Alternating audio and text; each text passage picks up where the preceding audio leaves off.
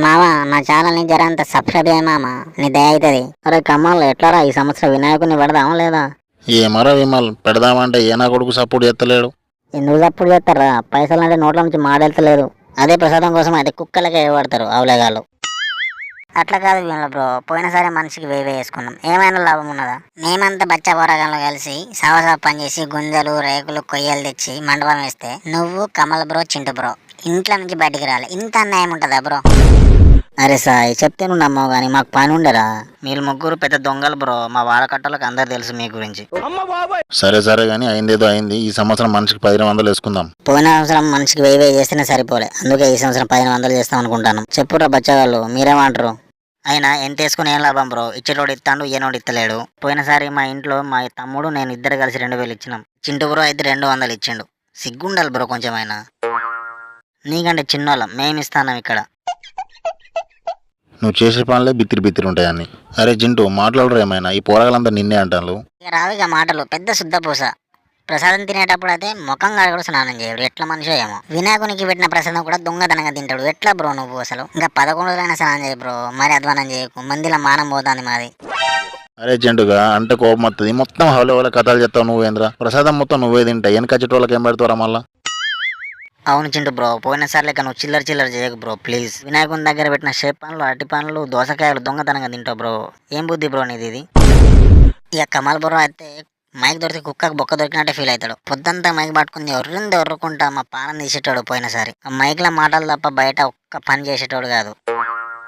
ఇక విమల్ బ్రో అయితే నోట్లో విమల్ వేసుకుంటా నమ్ములుకుంటా మండపం ముందు కూర్చొని అన్ని తెలిసినట్టు పెద్ద ఫుడింగ్ లా ఫీల్ అవుతుంటాడు. ఒక్క పని చేయడు, అన్ని మాతో చేపిస్తాడు. ఇంకా ఎవడైనా కనబడితే ఇక అన్ని పని నేనే చేపించినా నేనే చేస్తాను, ఇక నేను లేకుంటే వీడు వినాయకుడిని పెట్టలు అన్నట్టే ఫీల్ అవుతుంటాడు. ఇక అందరికి చెప్తాడు. ఇక అరే రాజుగా, నేను కమల్ గాడు విమల్ గాడు అయితే కంకణాలు కట్టుకోలేదు, కట్టుకున్నారు కదా. పోయినసారి పొద్దున్న లేచి పూజ చేస్తే ఏమైతుండరా?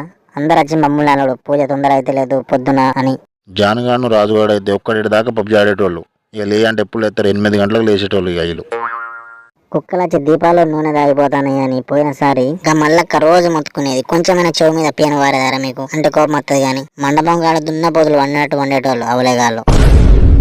ఆ మాట నువ్వు అనుకు చింటు బ్రో, నువ్వు అట్లా అంటే నాకు ఎక్కువ కాలుతుంది. ఆ మాట కత్తి నువ్వు వినాయకుని పెట్టినప్పటి నుంచి ముంచే వరకు ఒక్క రోజైనా స్నానం చేసినావా? నెత్తి మీద చేపెట్టుకుని చెప్పు బ్రో. ఆయన చెంద అడగడానికి కూడా రావు కదా బ్రో నువ్వు. నీకు మాట్లాడే అర్హత కూడా లేదు బ్రో. ఇక్కడ ఇంట్లో చూస్తే చాలు, ఇక పచ్చి బాలంతైనా అప్పుడప్పుడు బయటకు వెళ్తా కానీ నువ్వు మాత్రం వెళ్ళవు బ్రో. ఎట్లా మనిషివో ఏమో. మా తప్పులు తీసుడు కాదు బ్రో, నిమజ్జనం రోజు కొంచెమైనా రంగులు ఇచ్చిందా బ్రో? కొంచెం ఇచ్చి పెద్ద ఫోటోలు చేసిండు అందరి ముందు. చందా పైసలు అయితే బరాబర్ తీసుకుంటారు. నిమజ్జనం రోజు అయితే కమల్ బ్రో ఇక రంగుల సంచిని సంకల పెట్టుకొని తిరుగుతాడు. అన్న కలర్లు అయిపోయినాయి అంటే, అరే తక్కువ పోయిలు మరి కలర్లు అయితే సరిపోవు అంటాడు. అదే పోరికలకైతే ప్యాకెట్లు ఇస్తాడు. ఇక పోయినసారి లాస్ట్ రోజు మనిషికి 500 ఇచ్చినాం డ్రెస్సులు అని. వాళ్ళు ముగ్గురు తెచ్చుకున్నారు. మాకైతే ఉత్తగా నెత్తికి కట్టుకుని బ్యానర్ తెచ్చిండు. ఏమున్నారు బ్రో మీరు? ఈసారి అట్లా కాదులేరా, ప్రతిసారి ఇట్లా జరుగుతుంది బ్రో.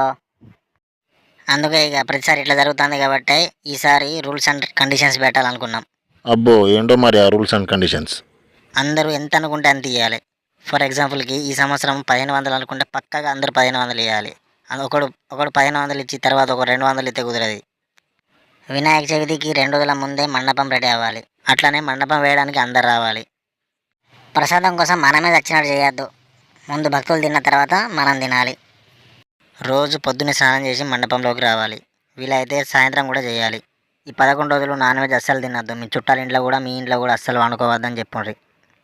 అన్నదానం చేయడానికి ఒక్కొక్కరు మీ ఇంట్లో నుంచి 2 కేజీల బియ్యము, 1/2 కిలో పప్పు, కూరగాయల కోసం 100 రూపాయలు తేవాలి. అట్లనే రంగులు సమానంగా పంచాలి. నిమజ్జనం రోజు డ్రెస్సులు తెస్తే అందరికి తేవాలి, లేకుంటే ఎవరికి తీసుకురావద్దు. చిన్న పెద్ద తేడా లేకుండా రంగులు సమానంగా అందరికి పంచాలి. మండపం దగ్గర పడుకునేటోళ్ళు పొద్దున్నే లేచి దేవుని పాటలు పెట్టాలి. తర్వాత స్నానం చేసి పూజ చేయాలి. ఇక ప్రసాదం లెక్క తినాలి, అన్నం తిన్నట్టు తినద్దు. పోయినసారి ఇక భీమయ్య లడ్డు వేలం పాట పైసలు ఇంకా ఇవ్వలేదు, తొందరగా అడగాలి. ఇక లాస్ట్ కండిషన్, చెందడడానికి అందరు రావాలి. నువ్వు పో అనుకుంటా ఇంటికాన్ని ఉండద్దు. చెందడడానికి సింపుల్గా పోవాలి. వాళ్ళ ఇంటి ముందు పోయి ఓవర్గా బిల్డప్లు వేయద్దు. ఇవి మా రూల్స్ అండ్ కండిషన్స్. మీకు ఇష్టమైతే ఈ సంవత్సరం వినాయకుని పెడదాం, లేకుంటే వేరే గ్యాంగ్లో మేము చేరుతాం. సరే బచ్చగాళ్ళు, మీరు ఎట్లా అంటే అట్లనే. మీ రూల్స్ అండ్ కండిషన్స్కి మేము ఒప్పుకొని ఉంటాం కానీ ఈసారి పెట్టుడే వినాయకుడిని.